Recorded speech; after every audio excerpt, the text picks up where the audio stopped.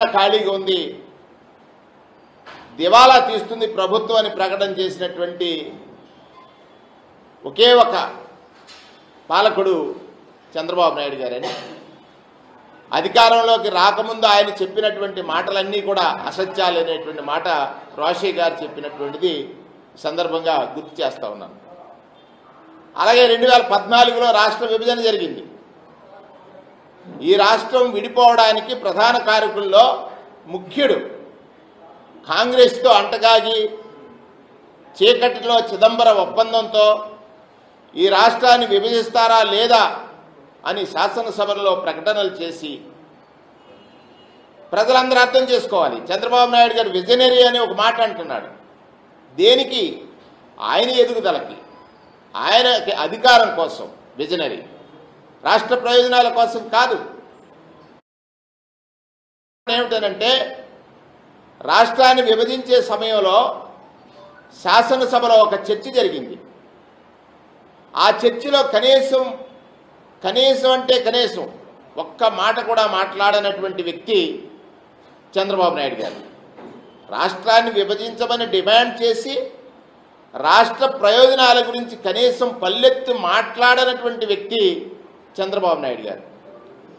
2014లో నాకు అనుభవం ఉంది. ఈ రాష్ట్రాన్ని ఒక ప్రగతి పదంలో నడిపిస్తానని ప్రజల్ని మోసగించడానికి అనేకమైనటువంటి వాస్తవ విరుద్ధము, లేకపోతే అమలు చెయ్యలేడని తనకు తెలిసి చేస్తానని చెప్పి చెయ్యనటువంటి వాగ్దానాల గురించి కూడా ఒకసారి మననం చేసుకోవాలి. ఆ రోజు ఏమన్నాడు ఆయన? రైతులకు రుణమాఫీ చేస్తానన్నాడు. చేశారా? లేదే. 87,600 కోట్ల రూపాయల రుణాలు ఉన్నాయి.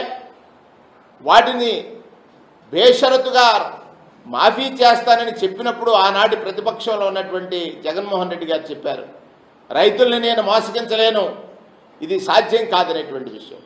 అధికారంలోకి వచ్చిన చంద్రబాబు నాయుడు గారు కేవలం 15,000 కోట్ల రూపాయలు కోత కమిటీ వేశారు, కోతలు కోశారు.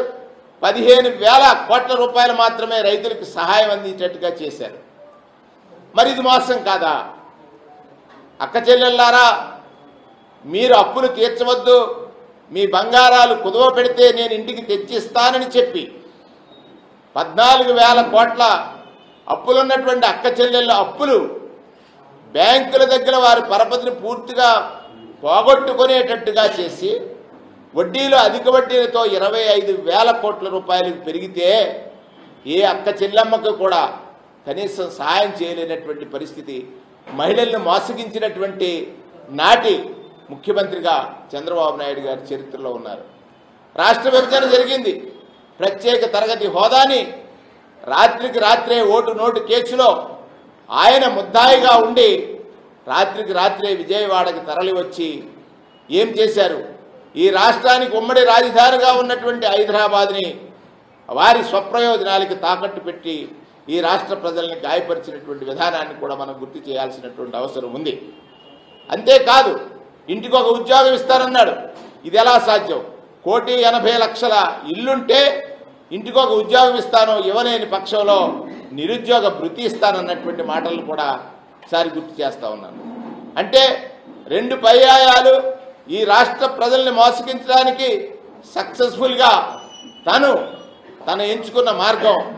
అధికారంలోకి రాకముందు ఎన్ని అబద్ధాలైనా చెప్పు, అధికారంలోకి వచ్చిన తర్వాత తాను చేయలేని పనులు పాత ప్రభుత్వం అంటే గడిచిన ప్రభుత్వాలపై నెట్టడం అనేటువంటిది చంద్రబాబు గారి నైజమని 3వ దఫా ఇవాళ 24లో అధికారంలోకి వచ్చిన తర్వాత నిన్న ఆయన నీతి ఆయోగ్ సంబంధించినటువంటి ఒక ప్రకటన చేసి నేను సూపర్ 6 హామీలు ఇచ్చాను, అవి అమలు చేయలేనటువంటి పరిస్థితిలో ఉన్నాను, దానికి కారణం జగన్మోహన్ రెడ్డి గారి పాలన అనేటువంటి ఒక పచ్చి అబద్ధాన్ని ఇవాళ వారు మీడియా సాక్షిగా ప్రజలకు తెలియజేస్తూ ఉంటే ప్రజలు వాస్తవం తెలుసుకోవాల్సినటువంటి అవసరం ఉంది. ఆయన కొన్ని తేదీలతో చెప్తాను నేను. కొన్ని సందర్భాల్లో 5/4/22 సంవత్సరంలో మరో శ్రీలంకగా రాష్ట్రం మారుతుందని చంద్రబాబు నాయుడు గారు ఒక స్టేట్మెంట్ ఇచ్చారు. 13/4/22న శ్రీలంక పరిస్థితికి రాష్ట్రం కోతవేటు దూరంలో ఉందని ఒక ప్రకటన చేశారు. మళ్ళీ 2023లో భవితకు భరోసాని అనేటువంటి ఒక మాట చెప్పారు. అంటే ప్రజలు కొన్ని వాస్తవాలను గ్రహించాలి. ఆయన 2019లో ప్రభుత్వం నుంచి దిగిపోయే నాటికి కేవలం ఈ రాష్ట్ర ఖజానాలో 100 కోట్లు ఉంది. ఈ రాష్ట్రాన్ని నడపలేరు జగన్మోహన్ రెడ్డి గారు అనేటువంటి ప్రకటన కూడా నాటి ఆర్థిక మంత్రి శ్రీ యనమల రామకృష్ణుడు గారు చెప్పినటువంటి మాట కూడా గుర్తు చేస్తా ఉన్నాను. కానీ ప్రజలకు ఇచ్చినటువంటి మాట కోసం 100 కోట్లే ఖజానాలో ఉన్న ప్రజలకు ఒక మాట చెప్తే దాన్ని వేదంగా భావించాలి. సత్యమేవ జయతే అనేటువంటి మహాత్మా గాంధీ సూక్తిని అమలు చేయాలి. ఈ రాజ్యాంగం ప్రజలకు ఇచ్చినటువంటి వరం. ప్రజాస్వామ్యంలో ప్రభుత్వాల ఏర్పాటు ప్రజలు తీసుకున్నటువంటి నిర్ణయం అని. 2 సంవత్సరాల కాలం ఆదాయం గణనీయంగా తగ్గినా కూడా వచ్చినటువంటి 6 మాసాల్లోనే నవరత్నాల్ని అమలు చేసినటువంటి ముఖ్యమంత్రిగా జగన్మోహన్ రెడ్డి గారి చరిత్రలో ఉన్నారు. నవరత్నాలను అమలు చేసే క్రమంలో ఆదాయం తగ్గిపోయింది. కరోనా వచ్చింది. చంద్రబాబు నాయుడు గారి లాగా 100 కోట్లు ఇచ్చాడు చంద్రబాబు నాయుడు గారు. నేను అమలు చేయలేకపోతున్నానని చెప్పలేదే జగన్మోహన్ రెడ్డి గారు. మీ మాదిరిగా కరోనా సమయంలో ఈ రాష్ట్రంలో వైద్య సదుపాయాలకు సంబంధించినటువంటి మీరు చేసిన నిర్వాహకం వల్ల హైదరాబాద్ లాంటి నగరం మనకు దూరమైన ఒక్క వైరల్ ల్యాబ్ లేకుండా ఈ రాష్ట్రంలో ఉన్న ప్రజలకు భరోసా ఇచ్చాడు, భద్రత ఇచ్చాడు, దానికి ఒక వ్యవస్థను సృష్టించాడు. ఇవాళ మీరు 2,65,000 మంది వాలంటీర్లని నిర్దాక్షిణ్యంగా ఒక పెద్ద అబద్ధం చెప్పి మీకు 10,000 జీతం చేస్తానని వాళ్ళని నమ్మబలికి ఎన్నికల ముందు మీ స్వార్థ నిర్ణయంతో వారందరి చేత ఓట్లు వేయించుకొని ఇవాళ అధికారంలోకి వచ్చిన వెంటనే ఆ వాలంటీర్ వ్యవస్థని మీరు ఎత్తివేశారే. ఇంతకంటే మోసం ఏముంటుంది ఆలోచించండి. అంటే ఈ రాష్ట్రం ఆర్థికంగా వెనుకబడి ఉందని 10 సార్లు మీరే శ్రీలంకగా మారుతుందన్నారు, సోమాలియా అయిపోతుందన్నారు, ఈ రాష్ట్రంలో ఆర్థిక వనరులు లేవన్నారు, రాష్ట్రానికి 14,50,000 కోట్ల అప్పులు ఉన్నాయన్నారు. 14,50,000 కోట్ల అప్పులు ఉన్నాయన్నటువంటి చంద్రబాబు నాయుడు గారిని ఆ రోజు ప్రశ్నించారు. ఏ విధంగా మీరు ఈ సూపర్ 6ని అమలు చేస్తారని అడిగారు. సంపద సృష్టిస్తారన్నారు. అంటే చంద్రబాబు నాయుడు గారిని అదే సందర్భంలో మేము కూడా అడిగాం, ఏ విధంగా మీరు సంపద సృష్టిస్తారు? దాచిన సొమ్ము మీరు దాచిన సొమ్ముని తెచ్చి మరలా ప్రజలకు పంచుతారా? ఆ వాస్తవం చెప్పమని అడిగాం. ఆ సందర్భంలో ఆయన చెప్పినటువంటిది, నేను చాలా విజనరీ, సంపదను సృష్టించి సూపర్ 6 అమలు చేస్తానన్నారు.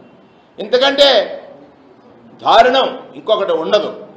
ఎందుచేత ఇవాళ ఈ రాష్ట్రంలో ఏదైతే వెనకబడినటువంటి వర్గాలు, ఏదైతే సమాజం చేత చిన్నగా చూడబడుతున్న వర్గాలు, ఏదైతే ఆర్థికంగా వెనకబడిపోయి ఉండి వారు జీవితాన్ని నిలదొక్కుకోవాలని ప్రయత్నించి సహాయం దొరక్క కిందనే ఉండిపోయిన వర్గాల్ని ఆదుకోవడానికి జగన్మోహన్ రెడ్డి గారు చేసిన గొప్ప ప్రయత్నాలు. విద్య, వైద్యం ఆలోచించండి. విజనరీ చంద్రబాబు నాయుడు గారిని రాష్ట్ర ప్రజానేకం అడగండి, రాష్ట్ర ప్రజలు అడగండి. ఇవాళ జగన్మోహన్ రెడ్డి గారు 17 మెడికల్ కళాశాలలు ప్రారంభిస్తే బాబాసాహెబ్ అంబేద్కర్ చెప్పారు, ఈ దేశంలో విద్యా వైద్యం పేదవాడికి సక్రమంగా అందితేనే వాళ్ళ జీవితాలు బాగుంటాయని. ఇవాళ మీరు వాటిని ప్రైవేటైజ్ చేస్తూ ఉన్నారు. 750 మెడికల్ సీట్లు వద్దని చెప్పినటువంటి ఒక దుస్థితి విజనరీయా ఇది? అంటే పేదలకు వైద్యం అందకూడదని మీ ఉద్దేశం. పేదల కోసం ఇంగ్లీష్ మీడియం తీసుకొస్తే దానిని అడ్డుకోవడానికి మీరు అంటున్నటువంటి మాటలు నాకు నవ్వొచ్చింది. మొన్న దావోస్ వెళ్ళిన సందర్భంలో ఐటీలో ఇంగ్లీష్ ట్రైనింగ్ ఇవ్వడానికి లండన్ నుంచి ప్రొఫెసర్స్ని తెచ్చామన్నారు. కమ్యూనికేషన్ స్కిల్స్ మన వాళ్ళకి తక్కువ అన్నారు. ఆ స్కిల్స్ పెంచడానికి జగన్మోహన్ రెడ్డి గారు చేసిన ప్రయత్నాన్ని మీరు ఎందుకు అడ్డుకుంటున్నారు అనేటువంటి విషయాన్ని కూడా సూటిగా మిమ్మల్ని ప్రశ్నిస్తూ ఉన్నాను. మీరు చెప్పిన మాటల్లో వాస్తవం లేదని మీకు తెలుసు. మీరు కేవలం నేను మోసగించాను, అధికారం దక్కించుకున్నాను, నేను నా కుమారుడు బాగుంటే చాలని ఒక్కటే మీ ద్వారా ఈ రాష్ట్ర ప్రజలకు నేను అడుగుతా ఉన్నాను, రాష్ట్ర ప్రజలకు తెలియజేస్తా ఉన్నాను. ఈ ప్రభుత్వం వచ్చిన తర్వాత మంచి ఎవరికి జరిగింది? నాయుడు గారికి జరిగింది, టీటీడీ చైర్మన్ అయ్యారు. ఈ ప్రభుత్వం వచ్చిన తర్వాత మంచి ఎవరికి జరిగింది? పవన్ కళ్యాణ్ గారికి జరిగింది, ఉప ముఖ్యమంత్రి అయ్యారు. ఈ ప్రభుత్వం వచ్చిన తర్వాత మంచి ఎవరికి జరిగింది అని అంటే కేవలం ఈనాడుకి జరిగింది, రామోజీరావు గారికి ఆ కేసులకి సంబంధించి. ఇలా తీసుకున్నప్పుడు ఈ రాష్ట్రంలో ఈ ప్రభుత్వం వచ్చిన తర్వాత నష్టపోయింది ఎవరు? ఎస్సీలు, ఎస్టీలు, బీసీలు, మైనారిటీలే కాదు, పేద వర్గాలు. ఖచ్చితంగా ఇక్కడ కులం లేదు, మతం లేదు. పేదరికంలో ఉన్నవాడికి ప్రభుత్వ సహాయం అవసరం. అది అందించడంలో ఈ ప్రభుత్వం ఘోరంగా విఫలం చెందింది అని చెప్పడానికి ఈరోజు మీ ముందుకు వచ్చినటువంటి విషయాన్ని సందర్భంగా మనవి చేస్తా ఉన్నాను. కొన్ని సంబంధించినటువంటి అంకెలు ఏదైతే చంద్రబాబు నాయుడు గారు చెప్తున్నారో, ఇవాళ వచ్చినటువంటి 8 మాసాల కాలంలో 73,635.92 కోట్ల అప్పులు చేశారు. 73,635.92 కోట్ల అప్పులు చేశారు. అంటే సుమారుగా మీరు సగటున 19.54% అప్పులు ఈ రాష్ట్రంలో ఈ 6-7 మాసాల కాలంలో చేశారు. అదే వైఎస్ఆర్ కాంగ్రెస్ పార్టీ హయాంలో కేవలం 15.61% మాత్రమే అప్పులు చేసినటువంటి పరిస్థితి ఉంది. మీరు 14,50,000 కోట్ల అప్పులు ఉన్నాయని చెప్పి అసెంబ్లీ సాక్షిగా 6,54,000 కోట్లు ఉన్నాయనేటువంటిది బడ్జెట్లో మీరు ప్రకటన చేశారు. అంటే ఇది మోసం చేయడం కాదా? వంచడం కాదా? ఇవాళ మళ్ళీ బిల్లులతో కలిపి 9,50,000 కోట్లని మీరే ప్రకటన చేశారు, నీతి ఆయోగ్ చెప్పినటువంటి మాటలు. ఇది మోసం కాదా? ఇవాళ మళ్ళీ చెప్తున్నారు పోలవరానికి కేంద్రం నిధులిచ్చింది, అలాగే అమరావతికి కేంద్రం నిధులిచ్చింది, వాటిని నేను డైవర్ట్ చేయలేను అనేటువంటి మాట. డైవర్ట్ చేయమని మేము చెప్పట్లా, కానీ మీ మాట నమ్మి మీకు ఓటు వేసిన ఈ ప్రజల్ని ఇంత దారుణంగా వంచడం అనేటువంటిది ప్రజాస్వామ్యం పట్ల ప్రజలకు నమ్మకం సడలిపోతుంది. ప్రజాస్వామ్యంలో రాజకీయ నాయకుల పట్ల ప్రజలకున్నటువంటి విశ్వాసం తగ్గిపోతుంది. అంటే 3 మార్లు మీరు 94-2004 మధ్య, 14-19 మధ్య, 19-24-29 మధ్య 3 సార్లు సక్సెస్ఫుల్గా ఈ రాష్ట్ర ప్రజల్ని మోసగించిన నాయకుడు చంద్రబాబు నాయుడు గారని ఈ సందర్భంగా మనవి చేస్తా ఉన్నాను. ఒకసారి ప్రజలు ఆలోచించండి. 3 దఫాలు అబద్ధాలకే ఓటు వేశాం. అబద్ధం పాలించిన సమయంలో రాష్ట్ర ప్రయోజనాలు ఎలా దెబ్బతిన్నాయో ఆలోచించమని సందర్భంగా మనవి చేస్తా ఉన్నాను. ఒకటి నేనంటాను, ఒక అబద్ధానికి 5గురు సాక్షులు ఉన్నారు. వారిని కూడా అడుగుతా ఉన్నాను నేను. చంద్రబాబు నాయుడు గారు మేనిఫెస్టో ప్రకటించిన సమయంలో పవన్ కళ్యాణ్ గారు వారు ఎన్నికల ముందు మాట్లాడినటువంటి మాటలు కూడా వారు ఒకసారి పునఃసమీక్షించుకోవాల్సినటువంటి అవసరం ఉంది. ఎందుచేత 50 సంవత్సరాలు పైబడినటువంటి బీసీలకు పెన్షన్లు మంజూరు చేస్తామని చెప్పారు. 4,000 రూపాయల పెన్షన్, 4,000 రూపాయల పెన్షన్. అంతేకాకుండా చంద్రబాబు నాయుడు గారు మేనిఫెస్టోలో ఏదైతే ప్రకటనలు చేశారో 10 మహిళలకి 15,000 రూపాయలు, అంటే 18 సంవత్సరాలు పైబడి 60 సంవత్సరాల లోపు ఉన్నటువంటి మహిళలకి 15,000 రూపాయలు ఇస్తున్నారు. ఎంతమంది బిడ్డలుంటే అంతమంది బిడ్డలకి తల్లికి వందనం పేరుతో 15,000 రూపాయలు చెప్పిన వారి ఖాతాల్లో వేస్తా అన్నారు.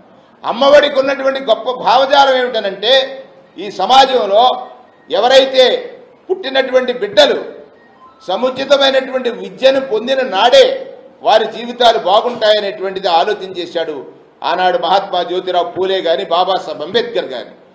రాజ్యాంగం మనకి ఇచ్చినటువంటి హక్కు ఆ విద్యని వారికి అందించడం అనేటువంటిది ఎరిగినటువంటి ముఖ్యమంత్రిగా జగన్మోహన్ రెడ్డి గారు అమ్మఒడి అనేటువంటి కార్యక్రమం తీసుకొస్తే, ఇవాళ మీరు 24-25 ఏదైతే 24లో గెలిచారు, అమ్మఒడిని తల్లికి వందనం ఇదిగో వస్తుంది అదిగో వస్తుంది అన్నారు. దానిలో పూర్తిగా ప్రజల్ని మోసగించారనేటువంటి మాట సందర్భంగా మనవి చేస్తూ ఉన్నాను. దానికి తోడు నిరుద్యోగ భృతిగా అన్నారు. లేదా ఉద్యోగ కల్పన అన్నారు, మెగా డిఎస్సి అన్నారు. ఏది మెగా డిఎస్సి? వాళ్ళందరూ రోడ్డు మీదకి వస్తున్నారు కదా. మెగా డిఎస్సిని మీరు ప్రకటిస్తానని జనవరిలో చెప్పినటువంటి మీరు ఎక్కడ చేశారు? ఇద్దరయ్యారు. ఒకటి చంద్రబాబు నాయుడు గారు అబద్ధం, ఆయనకి సాక్ష్యంగా పవన్ కళ్యాణ్ గారు ఉన్నారు. ఆ సాక్షి అయినటువంటి పవన్ కళ్యాణ్ గారికి ఒక క్రెడిబిలిటీ ఉంది, ఈ ప్రజలందరూ నమ్ముతున్నారు. మీరు ఆలోచించండి, చంద్రబాబు నాయుడు గారు చెప్పినటువంటి మాటలను అమలు చేయకపోతే ప్రశ్నించడానికే రాజకీయాల్లోకి వచ్చిన మీరు ప్రశ్నించకపోతే ప్రజలను మోసగించిన వారవుతారు. అది గమనించమని వారికి చెప్తున్నాను. మూడోది, ఈనాడు వారు ఉన్నారు. వారు ఏది చంద్రబాబు నాయుడు గారు ఒక అబద్ధాన్ని వల్లివేస్తే దాన్ని పూర్తి స్థాయిలో ప్రజల్లోకి తీసుకువెళ్తారు. తర్వాత ఆంధ్రజ్యోతి వారు ఉన్నారు, వారు ఒక సాక్షిగా ఉన్నారు, 4వ సాక్షి. మరి 5వ సాక్షి ఏబిఎన్ వారు ఉన్నారు. వీరందరూ కలిసి ప్రజలకు చంద్రబాబు నాయుడు గారు ఎన్నికల ముందు చెప్పినటువంటి మాటలు ఏవైతే ఉన్నాయో, జర్నలిజం, మీరు ఆలోచించండి. ప్రజల్ని మోసగించడానికి మనం ఉన్నామా? ప్రజల్ని ఆదుకోవడానికి మనం ఉన్నామా? ఆదుకునే క్రమంలో ప్రజాభావాల్ని, ఏదైతే ప్రజలు పడుతున్నటువంటి ఈ బాధల్ని తీర్చడానికి మనం చేసిన ప్రయత్నాలు ఏమిటి కూడా ఆలోచించాలనేటువంటి మాట సందర్భంగా మనవి చేస్తూ ఉన్నాను. అంతేకాకుండా ఆయన అంటారు, చంద్రబాబు నాయుడు గారు, జగన్ హయాంలో వార్షిక మూలధన వ్యయం తగ్గిపోయిందని 15,632 కోట్ల రూపాయలు వార్షిక వ్యయాన్ని చేశారు ఆయన. టీడీపీ ప్రభుత్వం హయాంలో 13,860.60 అంటే 13,860.60 ఎక్కువ, లేదా 15,632.86 ఎక్కువ? ఆలోచించండి. అంటే మీడియా ముందుకు వచ్చి ఏది చెప్పినా ప్రజలు నమ్ముతారనేటువంటి ఒక అతి విశ్వాసం చేత చంద్రబాబు నాయుడు గారు మాట్లాడుతున్నటువంటి ఈ మాటలు కూడా గమనించమని సందర్భంగా మనవి చేస్తూ ఉన్నాను. అలాగే ఆదాయం లెక్కేసుకుందాం. సొంత పన్నుల ఆదాయం వచ్చిన తర్వాత చంద్రబాబు నాయుడు గారి టైంలో 18-19కి 58,000 కోట్ల 58.107 కోట్లు వచ్చింది ఆదాయం. కానీ జగన్మోహన్ రెడ్డి గారు ప్రభుత్వంలో దిగిపోయే సమయానికి 92,978 కోట్లు. సుమారుగా ఎంత పెరిగింది? 58,000 కోట్లు ఎక్కడ, 92,000 కోట్లు ఎక్కడ? ఆదాయాన్ని పెంచినటువంటి నాయకుడిగా జగన్మోహన్ రెడ్డి గారు ఉన్నారని సందర్భంగా గుర్తు చేస్తూ ఉన్నాను. అలాగే సామాజిక రంగంపై సగటు వార్షిక వ్యయం ఎవరైతే వైఎస్ఆర్ కాంగ్రెస్ పార్టీ తరఫున చేసినటువంటిది, తెలుగుదేశం 2,437.43 కోట్లు ఖర్చు పెడితే వైఎస్ఆర్ కాంగ్రెస్ పార్టీ అధికారంలో ఉండగా 5,224.83 కోట్లు ఖర్చు పెట్టారు. అంటే 2,437 కోట్లు ఎక్కువ ఆయన దృష్టిలో, 5,234 కోట్లు ఖర్చు పెడితే తక్కువ అనేటువంటి మాట చంద్రబాబు నాయుడు గారు వల్లి వేస్తున్నారు. ఇది అరిచేతిలో వైకుంఠమే కదా. ఖచ్చితంగా ఈ లెక్కలో కనుక తీసుకున్నట్లయితే అంకెల గారడితో చంద్రబాబు నాయుడు గారు ప్రజల్ని మోసగిస్తున్నాడు. ప్రజలకు కావాల్సింది మీరు చెప్పిన హామీలు అమలు, అది గమనించమని ఈ సందర్భంగా వారికి నేను మనవి చేస్తూ ఉన్నాను. ఒక్కటి, నేను మళ్ళీ పవన్ కళ్యాణ్ గారికి విజ్ఞప్తి చేస్తూ ఉన్నాను. లేదా పవన్ కళ్యాణ్ గారిని ఇది మీరు అడుగుతున్నాం అనుకుంటున్నారా, డిమాండ్ అనుకుంటున్నారా? మీకున్నటువంటి, మీరు కూడా ప్రజలతో పాటు మోసపోవాలనుకుంటున్నారా? మీరు కూడా ప్రజలను మోసగించారు చంద్రబాబు నాయుడు గారు, మళ్ళీ మిమ్మల్ని కూడా మోసగించే పరిస్థితి వస్తుంది. ఖచ్చితంగా మీరు కూడా అడగనట్లయితే మీరేం చెప్పారు? సూపర్ 6 హామీలు ఖచ్చితంగా అమలు చేస్తామని చెప్పారు. ఇవాళ 15% వృద్ధి రేటు సాధించిన తర్వాత అమలు చేస్తామనంటే, అయ్యా నాయుడు గారు, ప్రభుత్వం 5 సంవత్సరాలు 8 మాసాలు అయిపోయింది. అంటే మీ దగ్గర ఉన్నది 4 సంవత్సరాలు 2 మాసాలు, 6 మాసాలు ఎన్నికలకు తీసేయండి. అంటే 3 సంవత్సరాలు 8 మాసాలు. 3 సంవత్సరాలు 8 మాసాల్లో మీరు ప్రజలకు ఇచ్చినటువంటి హామీలని ప్రణాళిక చేసుకున్నారు ప్రజలు. చంద్రబాబు నాయుడు గారు వస్తే జగన్మోహన్ రెడ్డి గారి కంటే ఎక్కువ వాలంటీర్లు అనుకున్నారు 5 కాదు 10 వస్తుందని. మహిళలు అనుకున్నారు నెల 15,000 వస్తుందని, వయసుతో సంబంధం లేకుండా. తల్లులు అనుకున్నారు నాకు ఒక బిడ్డకే వచ్చే అమ్మఒడి ఇవాళ తల్లికి వందనం ద్వారా 3 సార్లు వస్తుందని. అలాగే బీసీలు అనుకున్నారు 50 ఏళ్ళు వయసు వచ్చేస్తే మాకు పెన్షన్ వస్తుంది, 4000 రూపాయలు పెన్షన్ వస్తుంది. మరి వీరందరి కోరికలు ఉన్నాయి కదా, ఇక్కడ దానిని మీరు ఫుల్ స్టాప్ పెడుతున్నారు. ఒకసారి ఈ సందర్భంలో మీ అందరికీ ప్రజలందరికీ నేను గుర్తు చేసేది ఒకటి ఉంది. ప్రధానమంత్రి గారు నరేంద్ర మోడీ వారు ఈ రాష్ట్రానికి వచ్చినప్పుడు పోలవరం గురించి ఒక కామెంట్ చేశారు. పోలవరం వారం వారం ఏటీఎం లాగా చంద్రబాబు నాయుడు గారికి ఉపయోగపడింది అని. ఇవాళ మళ్ళీ పోలవరం, ఇవాళ మళ్ళీ రాజధాని, ఈ రెండు చూసినప్పుడు ఇంకొక భయంకరమైన నిజాన్ని ఇవాళ మనం చూడాల్సినటువంటి అవసరం ఉంది. పోలవరం ఇవాళ ఆయనకి ఎవరికి చంద్రబాబు నాయుడు గారికి ఉపయోగపడి, అమరావతి చంద్రబాబు నాయుడు గారికి ఉపయోగపడి, చంద్రబాబు నాయుడు గారు మాత్రమే అభివృద్ధి చెందుతారు ఇక్కడ. కారణం ఏమిటంటే ఆయన అధికారంలోకి వచ్చేటప్పటికి 500 పైచీలకు ఉన్నటువంటి హెరిటేజ్ ఇన్కమ్ కానీ హెరిటేజ్ ఆస్తులు కానీ ఒకేసారి 900 కోట్లు పెరిగాయి.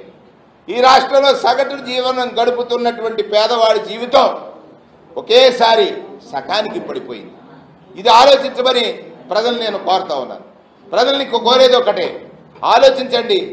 ఈ రకంగా అబద్ధాలు వల్లివేసి ఓటు వేసిన తర్వాత ప్రజలకి శక్తిహీనులైపోతారు, మనల్ని ప్రశ్నించలేరు అనేటువంటిది ఉంది. ఒక్కటే, జగన్మోహన్ రెడ్డి గారి మీద నిత్యము ఏదో ఒక అసత్యాన్ని మనం మాట్లాడుతూ ఉండాలి, ప్రచారం చేస్తూ ఉండాలి అనేటువంటి వాదన ఏదైతే మీరు చేస్తున్నారో, నిన్న మీరు గమనించండి, మీ స్వార్థం అనేటువంటిది బయటకు వచ్చింది. ఆ రోజు జరిగినటువంటిది ఇంకొక స్వార్థం ఏమొచ్చిందంటే అమరావతిలో రేట్లు పెరుగుతున్నాయి. ఎవరు ప్రచారం చేస్తున్నారు? అమరావతిలో భూముల విలువలు పెరుగుతున్నాయని ప్రచారం జరుగుతూ ఉంది. పెరుగుతున్న చోట క్రయ విక్రయాల మీద రిజిస్ట్రేషన్ చేయించుకుంటే ఆదాయం ఎవరికి వస్తుంది? ప్రభుత్వానికి వస్తుంది కదా, ప్రభుత్వానికి వస్తుంది. నిన్న రెవెన్యూ శాఖ మంత్రి గారు ఒక ప్రకటన చేశారు. ఈ రాష్ట్రంలో మిగిలినటువంటి అన్ని జిల్లాల్లోనూ భూముల రిజిస్ట్రేషన్ ఛార్జెస్ పెంచుతారట, అమరావతిని తప్పిస్తారట. అంటే మీకు కావలసిన వాళ్ళు ఇప్పటికే అమరావతిలో మీ వాళ్ళు భూములు కొనుగోలు చేశారు, కేవలం మీ స్వార్థం కోసం చేస్తున్నారు ఇది అనేటువంటి వాస్తవం ప్రజలకు తెలిసినప్పటికీ కూడా ఇవాళ నిన్న మీరు చేసిన ఈ ప్రకటన ద్వారా అది తేట తెల్లమైంది. భూముల ధరలు పెరిగిన చోట అధిక ఆదాయం రిజిస్ట్రేషన్ శాఖ ద్వారా వచ్చేటువంటి అవకాశం ఉన్నటువంటి అమరావతిలో భూములు రిజిస్ట్రేషన్ ఛార్జీలు పెంచరట. ఇప్పటికే రియల్ ఎస్టేట్ రంగం కుదేలైపోయింది. ఈ రాష్ట్రంలో ఈ ప్రభుత్వం వచ్చిన తర్వాత సరైన నిర్ణయాలు లేక అనే ఆలోచనలు ఉన్నటువంటి రాష్ట్ర వ్యాప్తంగా ఉన్నటువంటి అన్ని చోట్ల రిజిస్ట్రేషన్స్కి ఫీజెస్ పెంచుతారట. అంటే పట్టపగల దోపిడీ కదా ఇది, పట్టపగల దోపిడీ కదా ఇది. ఆలోచించమని సందర్భంగా మనవి చేస్తూ ఉన్నాం. దీనితో పాటుగా ఒకటి కాదు, చంద్రబాబు నాయుడు గారు అసత్యమైనటువంటి సత్యదూరమైనటువంటి ఏదైతే ఆ రోజు జగన్మోహన్ రెడ్డి గారు ఒక డాక్యుమెంట్ ఇచ్చారు. ఏమని? చంద్రబాబు నాయుడు గారు చెప్తున్నది అబద్ధం. నేను అంటున్నా ఇది అబద్ధం. ఎందుచేత? ఈ రాష్ట్రానికి ఆయన ఇచ్చిన హామీలు అమలు చేయాలంటే ఇప్పటి వరకు మేము మా ప్రభుత్వంలో ఏదైతే స్టాండర్డ్ అమ్మఒడి కానీ, ఆరోగ్యశ్రీ కానీ, ఫీజు రియంబర్స్మెంట్ కానీ, రైతు భరోసా కానీ ఇటువంటి కార్యక్రమాలు అమలు చేయడానికి 70,000 కోట్లు అవుతుంది. కానీ చంద్రబాబు నాయుడు గారు ఇచ్చినటువంటి ఈ ప్రకటన ఏదైతే హామీలు ఉన్నాయో 1,50,000 కోట్లు అంటే డబల్ అమౌంట్ అవుతుందనేటువంటి మాట జగన్మోహన్ రెడ్డి గారు చెప్పారు. అది నిజం కదా? అది నిజం కదా? ఆ నిజం కాదు, నేను సంపద సృష్టిస్తానన్నారు. ఏది సంపద? ఎక్కడిది సంపద?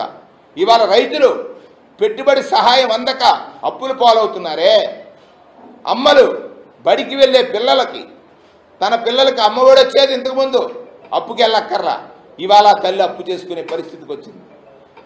ఎవరైతే కాలేజీలో చదువుతున్నారో వాళ్ళకి ఫీజు రియంబర్స్మెంట్ అందట్లా. ఆ రోజు మీరేమన్నారు? పవన్ కళ్యాణ్ గారి మాటలో కూడా చూశాను నేను, విద్యుత్ ఛార్జీలు పెంచవన్నారు. దానికి 15,000 కోట్ల రూపాయలు బాదుడు కార్యక్రమం చేస్తూ ఉన్నారు. నిత్యావసర సరుకుల ధరలు, అది ఆశ్చర్యకరంగా ఉంది. నిత్యావసర సరుకుల ధరలు అధికంగా పెరిగిపోయాయి. అన్నిటికంటే ప్రజల్ని పెద్ద మోసకారి మాట ఒకటి చెప్పాడు, ఉచిత ఇసుక. నేను పాత్రికేయ మిత్రులారా మిమ్మల్ని అడుగుతున్నాను, ఏ బిల్డింగ్ కన్స్ట్రక్షన్ దగ్గరికైనా వెళ్ళండి, ఎవరికైనా ఉచితంగా ఇసుక లభించిందా అనేటువంటి మాట అడగండి అని కూడా మీ ద్వారా ప్రజాపక్షాన్ని మనం పనిచేద్దాం. ఎక్కడైనా ఉందా? మీరు ధర నిర్ణయించారు, ఆ ధరకి అక్కడ జరుగుతున్నటువంటి విక్రయానికి వ్యత్యాసం ఉంది. ఆ వ్యత్యాసాన్ని ఎవరి ఖాతాల్లోకి వెళ్తుంది? ఆ వ్యత్యాసం ఎవరి ఖాతాల్లోకి వెళ్తుంది? ఇక్కడ ఉన్నటువంటి ప్రజాప్రతినిధులు ఆలోచించాలి. మీకు తెలియదు, మీరు సత్శీలులు అనుకుంటే మీ నియోజకవర్గాల్లో ఇసుక వ్యాపారం చేస్తున్నటువంటి వారు చేస్తున్న దోపిడీని అడ్డుకోవడానికి మీరు ఎన్ని ప్రయత్నాలు చేశారు?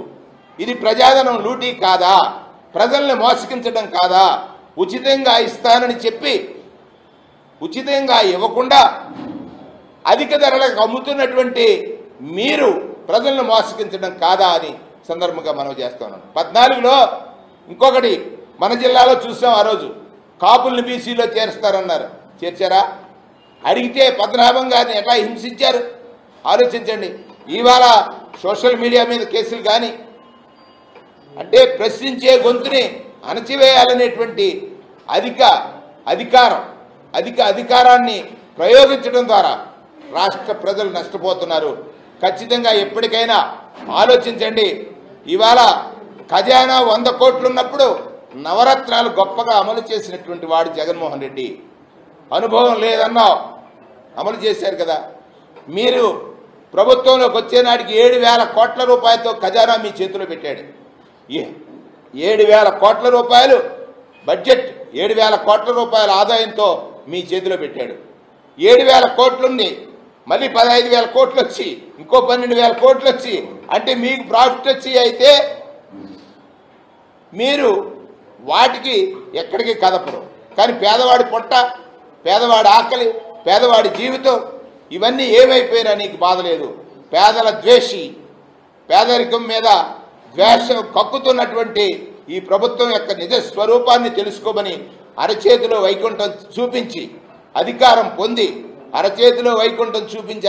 పొంది ప్రజలను మోసగించడమే లక్ష్యంగా మూడోసారి సక్సెస్ అవ్వాలనుకుంటున్నటువంటి చంద్రబాబు నాయుడికి సరైనటువంటి గుణపాఠం చెప్పాల్సినటువంటి అవసరం ఉందని, దీనికి సాక్షిగా సంతకం చేసినటువంటి అటు పవన్ కళ్యాణ్ గారైనా, భారతీయ జనతా పార్టీ అయినా, అదే రకంగా రాసినటువంటి పత్రికలైన 5 అబద్ధానికి 5 సాక్షులుగా ఈ రాష్ట్రంలో మిగిలిపోవద్దు. నిజం ప్రజలకి తెలియాలనేటువంటిది సందర్భంగా మనం చేస్తా ఉన్నాం.